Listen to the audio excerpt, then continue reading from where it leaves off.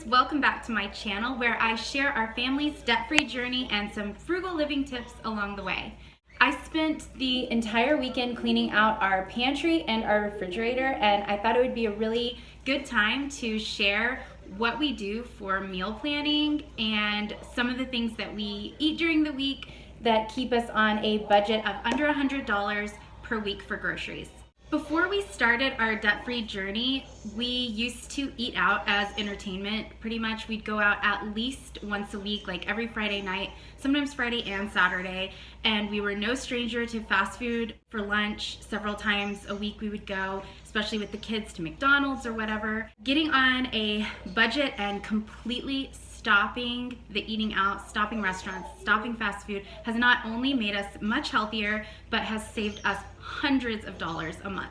We don't do any crazy extreme couponing or anything like that. I'm sure that you've heard many times that the best way to save money on your groceries is to plan ahead and make a list before you go to the grocery store, and that's exactly what we do. And I can't take all the credit. My husband is really awesome at doing the grocery list, and he is the one that went through and initially planned all of our meals out. Something a little bit weird that we do is we eat pretty much the same thing on a 4-week rotation. So a lot of you might be like, that's really boring, but it's what works for us because it eliminates a lot of the planning and the wondering what to eat. Neither of us are like a chef at all. So we eat like some pretty basic stuff. We have a meal plan that's about 4 weeks, and at the end we go back to the beginning and we rotate back through. Another thing that we do that saves us a lot of money and a lot of time during the week is I only cook 3 times a week. So on Monday, Wednesday, and Friday night I cook, and we double the recipe, and the next day we eat the leftovers.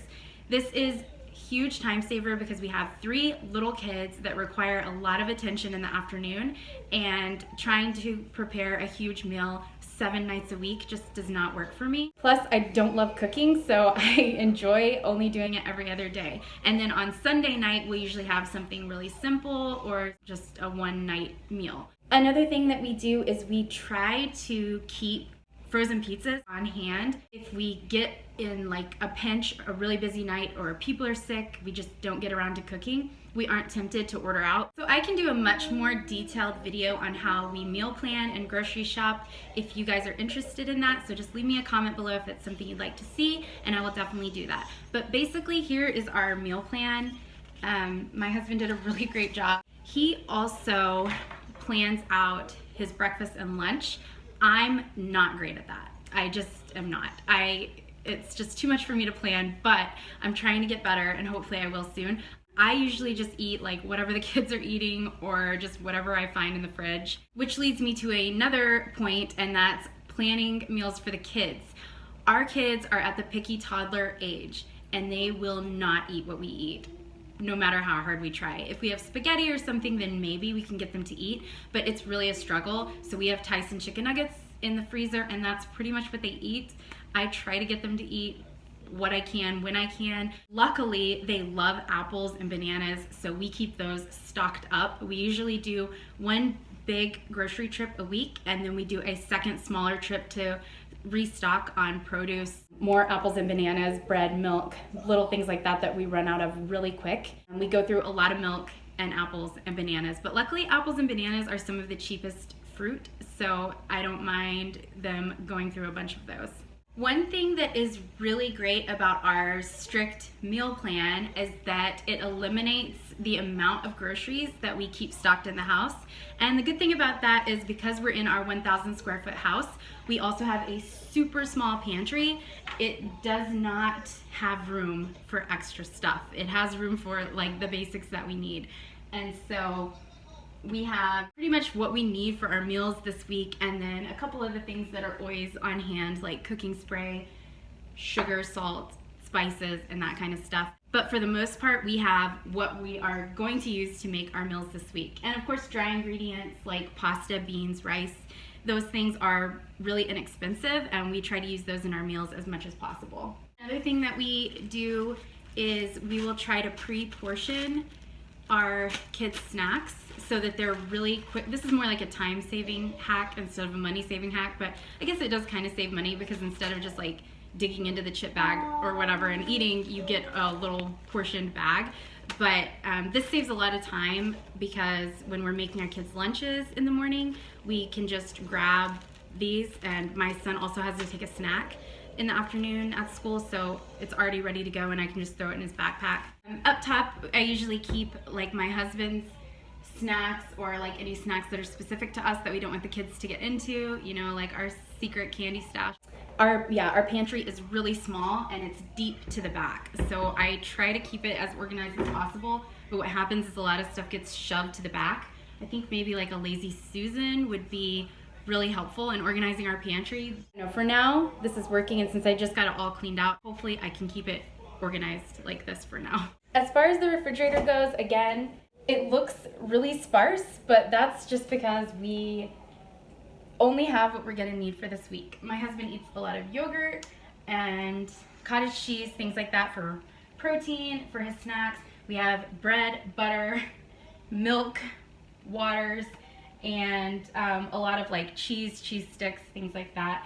And then we actually like to send our kids to school with these lunch makers. They are much cheaper than Lunchables and they're basically the same thing. So those are a little bit more cost effective. Again, I would love for my kids to eat super healthy meals, but I've tried, it's just not working for us right now.